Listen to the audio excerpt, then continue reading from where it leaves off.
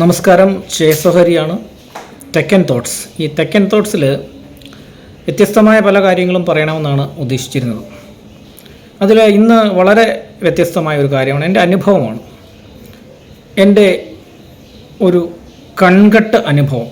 കണ്ണ് കെട്ടുക എന്നൊരു പ്രതിഭാസം നാട്ടിൻപുറങ്ങളിലും ചില നഗരങ്ങളിലും ഉണ്ടായതായിട്ട് പലരും പറഞ്ഞ് കേട്ടിട്ടുണ്ട്. പക്ഷേ അതെനിക്ക് അനുഭവം ഉണ്ടായത് എൻ്റെ വീടിന് ചുറ്റുപാടും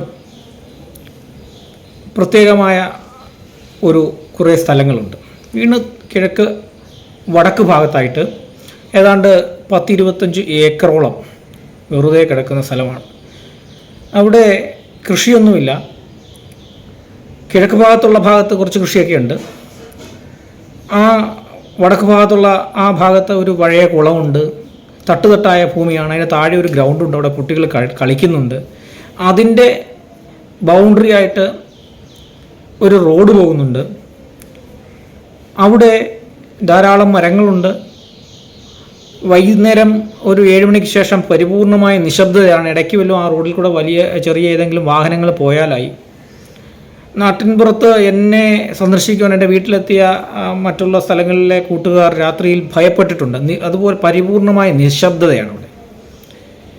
അപ്പോൾ ഒരിക്കൽ ഞാൻ എൻ്റെ ഒരു സുഹൃത്തിൻ്റെ കൂടെ രാത്രി ഒരു 9:30 ശേഷം ആ റോഡിൽ കൂടെ വരികയാണ്. നടന്നു വരുന്ന സമയത്ത് പെട്ടെന്ന് എൻ്റെ രണ്ട് ചെവിയുടെയും ഊഷ്മാവ് കൂടാൻ തുടങ്ങി. എന്തോ ഒരു വല്ലാത്ത അവസ്ഥ.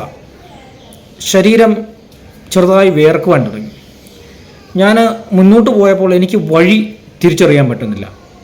അന്ന് മൊബൈലിലുണ്ട്, ഒരു കൊച്ചു വെളിച്ചമാണ് മൊബൈലിലുള്ളത്. ചെറിയ മൊബൈലായിരുന്നു ഉണ്ടായത്. എനിക്ക് വന്ന ഈ മാറ്റമൊക്കെ ഞാൻ അറിഞ്ഞിട്ട് എൻ്റെ സുഹൃത്തിനോട് ചോദിച്ചു. അയാളുടെ പേര് ഞാൻ പറയുന്നില്ല. സുഹൃത്തിനോട് ചോദിച്ചു, എടാ നിനക്കെന്തെങ്കിലും ബുദ്ധിമുട്ടായിട്ട് തോന്നുന്നുണ്ടോ? ഇതേ അനുഭവം തന്നെ അയാളും പറഞ്ഞു. ചേട്ടാ, എനിക്ക് സ്ഥലം തിരിച്ചറിയാൻ പറ്റുന്നില്ല. നമ്മൾ വഴി തെറ്റാൻ തുടങ്ങുന്നു. ഇത് റോഡാണ്. ഞാൻ ചെരുപ്പ് ഊരിയിട്ട് കാലുകൊണ്ട് തറയിൽ തൊട്ടപ്പോൾ അത് ടാറ് തന്നെയാണ്. ഞങ്ങൾ ടാർ റോഡിൽ നിന്ന് മാറിയിട്ടില്ല. പക്ഷേ പെട്ടെന്ന് തലയൊക്കെ കറങ്ങുന്ന രീതി. എവിടെയാണോ നിൽക്കുന്നതെന്ന് പറയാൻ സാധിക്കുന്നത്. ഞങ്ങൾ നടന്നുകൊണ്ടിരിക്കുകയാണ്. ഞാൻ പറഞ്ഞു നിർത്താൻ പറഞ്ഞു.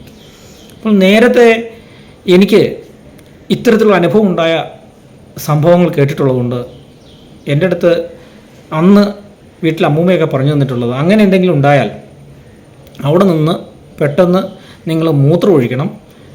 അതേപോലെ തന്നെ കാർക്കിച്ച് തുപ്പണം. പറ്റുമെങ്കിൽ 5-6 കൂട്ടം നല്ല തെറി പറയണം. ഈ ഒരു അനുഭവം ഉള്ളതുകൊണ്ട് എൻ്റെ കൂടെ വന്ന സുഹൃത്ത് വളരെ സാത്വികനാണ്. അവനോട് പറഞ്ഞു, ഞാൻ ഇതിന് ചില കാര്യങ്ങളൊക്കെ ചെയ്യാൻ പോവുകയാണെന്ന് പറഞ്ഞിട്ട് ഈ പറഞ്ഞ കാര്യങ്ങൾ അവനോടും പറഞ്ഞു, അങ്ങോട്ട് മാറി അവിടെ തന്നെ നിന്നുകൊണ്ട് മൂത്രം ഒഴിച്ചോളൂ, എന്നിട്ട് കാർക്കിച്ച് തുപ്പിക്കോ. എന്നിട്ട് ഞാനും ഇതൊക്കെ ചെയ്തിട്ട് കൂട്ടത്തിൽ നല്ല 4 തെറിയും പറഞ്ഞു.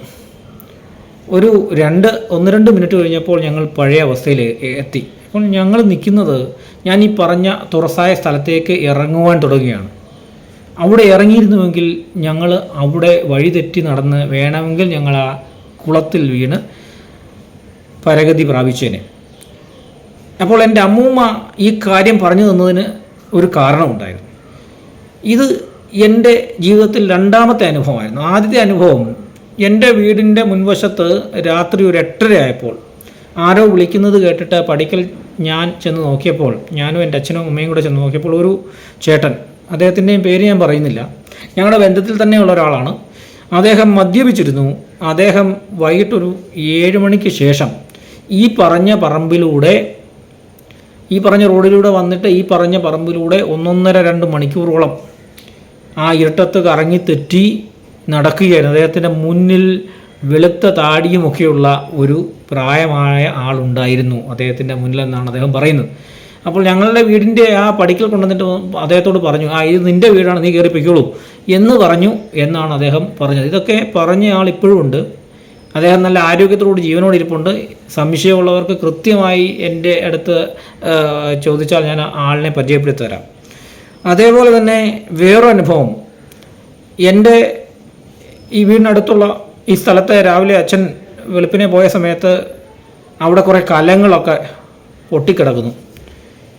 നോക്കിയപ്പോൾ അവിടെ രാത്രിയിൽ കള്ളു വാറ്റാനുള്ള എന്തോ പ്രവർത്തനം അവിടെ നടന്നിരുന്നു എന്നാണ് പറയുന്നത്. അത് ചെയ്തിരുന്ന ആളൊക്കെ മരിച്ചു. ഇത് വളരെ കാലത്തിന് മുമ്പുള്ള കാര്യമാണ്. എന്തായാലും അയാളെ വിളിച്ച് അന്വേഷിച്ചപ്പോൾ ആ ആൾ പറഞ്ഞത് ഇവരെല്ലാം കൂടെ കള്ളു വാറ്റാനുള്ള സാമഗ്രികളൊക്കെ ആയിട്ട് എത്തി അവിടെ കള്ളു വാറ്റാൻ തുടങ്ങി.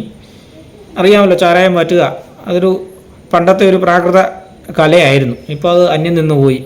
ഇപ്പം അത് ചെയ്താൽ എക്സൈസുകാർ പിടിച്ച് അകത്തിടുന്നതുകൊണ്ട് അതിൽ കൂടുതൽ ഗവേഷണമൊന്നും ആരും നടത്താറില്ല. പക്ഷേ ഇവർ ഈ കള്ളു വാറ്റിക്കൊണ്ടിരുന്നപ്പോൾ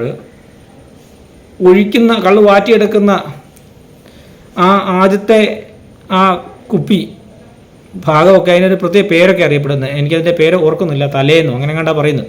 എന്തായാലും ഈ തലയും വാലും ഒക്കെ എടുത്ത് വെക്കുന്ന ഒന്നും കാണുന്നില്ല, ആവിയായിട്ട് പോകുന്നു. ഇവർ അങ്ങോട്ടും ഇങ്ങോട്ടും വഴക്കായി. നീ എന്തിനടുത്ത് കുടിക്കുന്നതെന്നൊക്കെ ചോദിച്ചാണ്. പക്ഷേ ആരും കുടിച്ചിട്ടില്ല. നോക്കിയപ്പോൾ അപ്പുറത്ത് ഒരു പ്രായമായ അപ്പൂപ്പൻ ഇരിപ്പുണ്ട്. അതാരായിരുന്നു എന്തായിരുന്നു എന്നുള്ളതൊക്കെ അമ്മൂമ്മയൊക്കെ പിന്നെ പറഞ്ഞിട്ടുണ്ട്. പക്ഷേ ഇങ്ങനെ 2-3 അനുഭവങ്ങൾ എനിക്ക് ഉണ്ടായിട്ടുണ്ട്.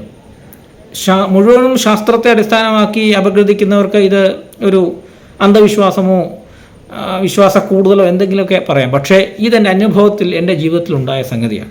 ഇത്തരം അനുഭവങ്ങൾ ഉണ്ടെങ്കിൽ നിങ്ങൾക്ക് കമൻ്റായി പങ്കുവെക്കാം. So Hari Tech and thoughts.